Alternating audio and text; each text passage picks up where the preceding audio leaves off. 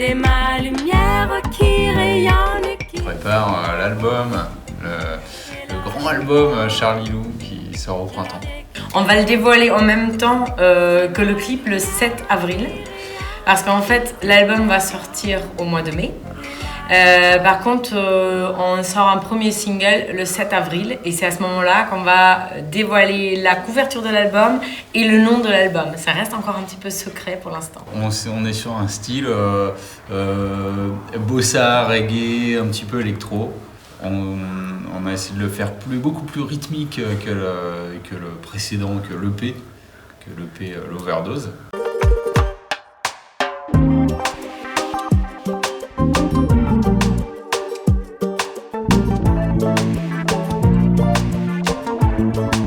On a lancé donc un Kiss Kiss Bang Bang pour nous aider à participer aux frais de la production de l'album.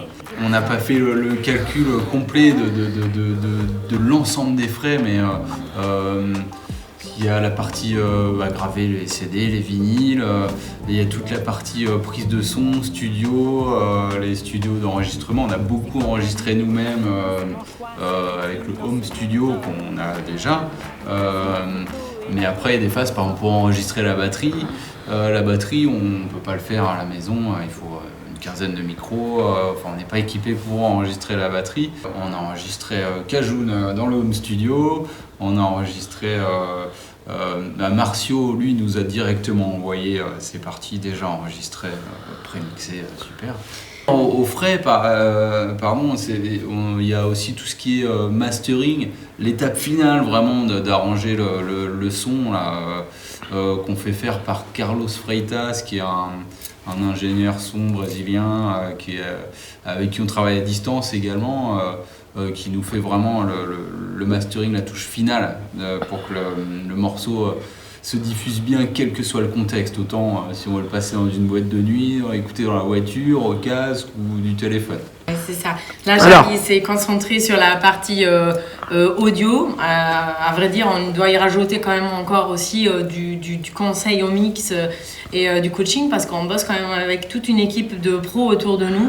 On a notamment fait appel aussi à Pascal Rousseau, qui est un musicien extraordinaire avec une oreille hors norme, qui nous a vraiment coaché sur dans la partie enregistrement, sur la structuration des morceaux, mais il a une oreille aussi pour le texte, pour couplet, refrain, pont, là. Enfin, c'est super intéressant. On a beaucoup travaillé avec lui pour le 10. Donc tout ça, toutes ces personnes, évidemment, on les rémunère. Après, la partie communication, il y a effectivement la création du visuel. Il y a les photos. Il y a les vidéos, il y a plein de dépenses. Bon, maintenant on a lancé ce Kiss Kiss.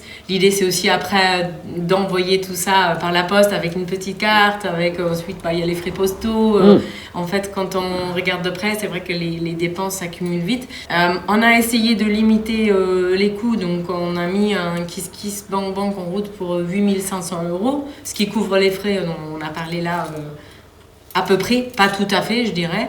Enfin, on peut toujours trouver des postes de dépenses supplémentaires ou se faire placer sur des playlists Spotify. C'est toute une communication après digitale spécifique en fonction des différentes plateformes. Ça aussi, évidemment, ça coûte. On a pu mettre 40 000 € dans 2 mois de studio pour faire un mixage. Si ma photo est likée, je me sens tout